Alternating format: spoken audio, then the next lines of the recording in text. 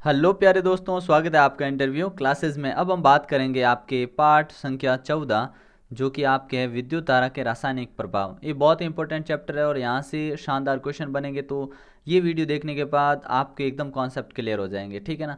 अगर बाकी के इससे पहले जितने भी चैप्टर वो नहीं देखे तो यहाँ पे आई बटन पे क्लिक करके आप जा सकते हैं, नहीं तो आप चैनल की प्लेलिस्ट में वीडियो के डिस्क्रिप्शन में लिंक दिया हुआ वहाँ से भी देख सकते हैं। आप हमें टेलीग्राम चैनल और इंस्टा पर भी फॉलो कर सकते हैं, ठीक है ना।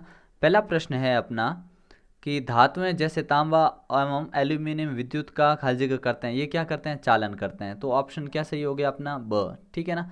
फिर देखिए, खाली जगह के बहुत दुर्बल होने पर भी चुंबकीय सुई में विक्षेप देखा जा सकता है। क्या दुर्बल होने पे? बल, विद्युत धारा या ताप? तो आप कहोगे इसके अंदर बहुत ही कम विद्युत धारा होगी ना तो भी हम विक्षेप देख सकते हैं उसमें। तो ऑप्शन ब हो गया।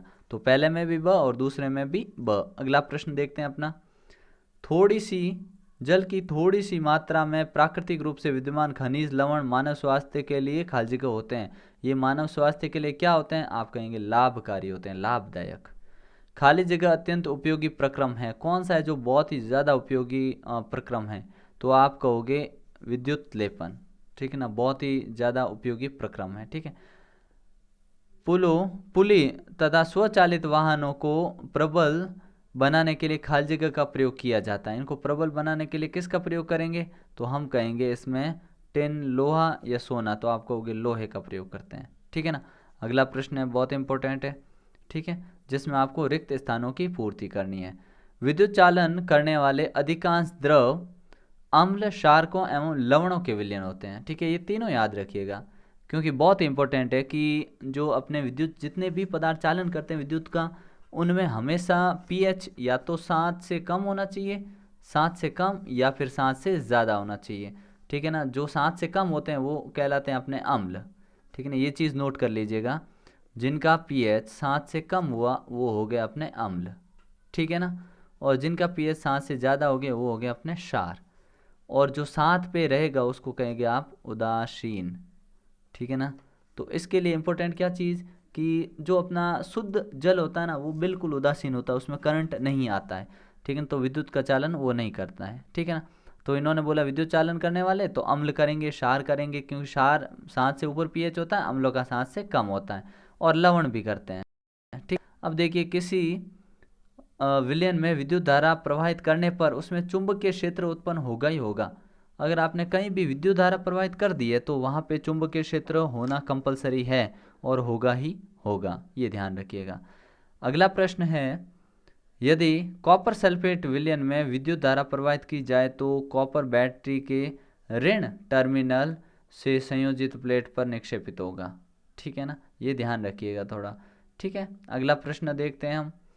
विद्युत धारा द्वारा किसी पदार्थ पर वांछित धातु की परत निक्षेपित करने की प्रक्रिया को विद्युत लेपन, इस प्रक्रिया को हम क्या कहते हैं? विद्युत लेपन कहते हैं। ध्यान रखिएगा, बहुत इंपॉर्टेंट है विद्युत लेपन, ठीक है। अब आपको मैच करना, ठीक है ना, कॉलम ए को कॉलम बी के साथ, ठीक है। साधारण जल, साधारण जल क्या होता है? साधारण जल विद्युत का सुचालक होता है भाई, ठीक है। आसूत जल होता है ना तो विद्युत का कुचालक होता है। रबड़, प्लास्टिक और लकड़ी ये हीन चालक होते हैं, मतलब विद्युत का चालन नहीं करते हैं। एलईडी, एलईडी की फुल फॉर्म होते हैं लाइट एमिटिंग डायोड, प्रकाश उत्सर्जक डायोड, ठीक है ना। अगला है विद्युत धारा, तो विद्युत धारा जहाँ भी होगी वहाँ पे चुंबकीय क्षेत्र उत्पन्न होगा, ठीक है ना। फिर आभूषण बनाने वाले सस्ती धातुओं वर चांदी और सोने के आभूषण जितने भी होते हैं उन पर विद्युत लेपन कर देते हैं, जिससे वो चमक उनकी बनी रहती है, महंगे भी बिकते हैं और पता ही नहीं चलता, ठीक है ना। तो सस्ती धातुएं जितने भी होते हैं, सोना चांदी ये जितने भी आभूषण बनाने वाली धातुएं होती हैं उनके ऊपर सस्ती करने के लिए, या ओरिजिनल धातु तो अलग होती हैं, आपने अगर विद्युत लेपन किसी पे कर दिया है सोना और चांदी का सस्ती धातुओं पर तो वो महंगी बिकेगी, ठीक है ना। अगला देखते हैं क्वेश्चन, जिसमें आपको सत्य असत्य बताना है, बहुत इंपॉर्टेंट है। पहला है, कुछ द्रव विद्युत के सुचालक हैं तथा कुछ हीन चालक। हाँ सही बात है, कुछ विद्युत का चालन करते हैं, कुछ नहीं करते हैं, ठीक है ना। फिर है एलसीडी दुर्बल विद्युत धारा प्रवाहित होने पर भी द्वीप्त होता है, जलता है। तो आपने कहा हाँ बिल्कुल ये जलेगा, ठीक है। अगला देखिए, विशेष परिस्थितियों में अधिकांश पदार्थ विद्युत धारा का चालन कर सकते हैं, तो आप कहोगे हाँ कर सकते हैं। अगला देखिए, आसूत जल विद्युत का सुचालक होता है, गलत। अभी बात की आसूत जल विद्युत का कुचालक होता है, ठीक है ना। टिन लोहे से अधिक अभिक्रियाशील है क्या, ये आपसे पूछा कि टिन जो है वो लोहे से ज़्यादा अभिक्रियाशील है, तो आप कहोगे जी नहीं, ठीक है। अगला देखिए, इलेक्ट्रोड्स क्या होते हैं, तो छड़, चालक छड़, प्लेटें आदि जिनमें से विद्युत धारा अपघट्य में प्रवेश करती है। जब भी कोई अपघट्य है, इसमें विद्युत धारा इसमें भेजनी हो, प्रवेश करती हो या बाहर भी जाती हो, तो जो चीज़ यहाँ पे लगी होती है उसे हम इलेक्ट्रोड्स कहते हैं। और इलेक्ट्रोड ही वो चीज़ होती हैं जो अपने धारा को बाहर जाने और अंदर आने की अनुमति देते हैं, उन्हीं को इलेक्ट्रोड कहते हैं, ठीक है ना। सिल्वर विद्युत लेपन में कौन से विद्युत अपघट्य का उपयोग होता है, तो आप लिखेंगे सिल्वर नाइट्रेट, ठीक है। नेक्स्ट है, अगला प्रश्न है, कॉमन लेपन में स्वतंत्र कॉपर बैटरी के किस टर्मिनल पर एकत्रित होते हैं, तो आप कहोगे ये ऋण टर्मिनल पर, ठीक है ना। विद्युत धारा का रासायनिक प्रभाव समझाइए। रासायनिक प्रभाव क्या है, वह प्रक्रिया जिसके द्वारा कुछ द्रव विद्युत संवहन करते हैं, कहने का मतलब विद्युत को प्रवाहित होने देते हैं अथवा आयनों में विभक्त हो जाते हैं, उन्हें विद्युत धारा का रासायनिक प्रभाव कहते हैं। ये ध्यान है, ठीक है ना, ध्यान रखना इसका।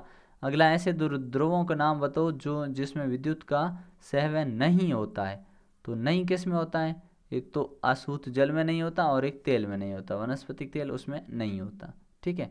फिर है, किन्हीं 4 द्रवों के नाम लिखिए जो विद्युत के चालक सुचालक एक बात है, ठीक है ना। आपको तो बताना है विद्युत के किन्हीं 4 द्रवों के नाम लिखिए जो विद्युत का चालन करते हैं, तो देखो चालन वो करते हैं जिनमें अशुद्धियाँ होगी, नींबू का रस कर देगा, सिरका कर देगा, चूने का पानी कर देगा, हाइड्रोक्साइड सोडियम हाइड्रोक्साइड कर देगा, ठीक है ना।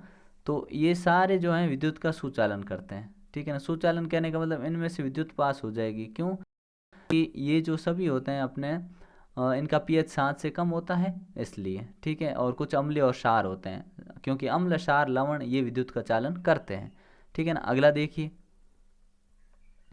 ये बहुत इंपॉर्टेंट क्वेश्चन है, ध्यान रखिएगा।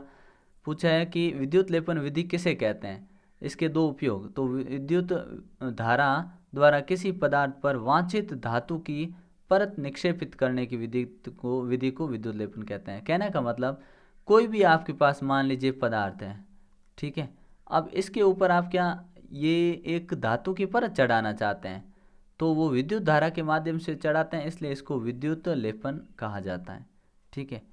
फिर है अपने इसके उपयोग भी बताइए, तो उपयोग बहुत आसान है, धातु को संक्षारण से बचाने के लिए और किसी धातु को आकर्षक और महंगा बनाने के लिए। फिर है विद्युत के सुचालक तथा विद्युत के हीन चालक या कुचालक से आप क्या समझते हैं, तो देखो सुचालक क्या होते हैं, वे पदार्थ जो विद्युत का चालन करते हो, ठीक है, उन्हें विद्युत का सुचालक कहते हैं, जैसे तांबा, एल्यूमिनियम, लोहा हो गया, ठीक है। फिर नेक्स्ट है कुचालक, वे पदार्थ जो विद्युत का चालन नहीं करते हैं, ठीक है ना, जैसे प्लास्टिक हो गया, लकड़ी हो गया इत्यादि, ठीक है। तो इस तरीके से तैयारी करते रहिए, मिलते हैं नेक्स्ट पार्ट में, तब तक के लिए गुड बाय, जय हिंद, जय भारत।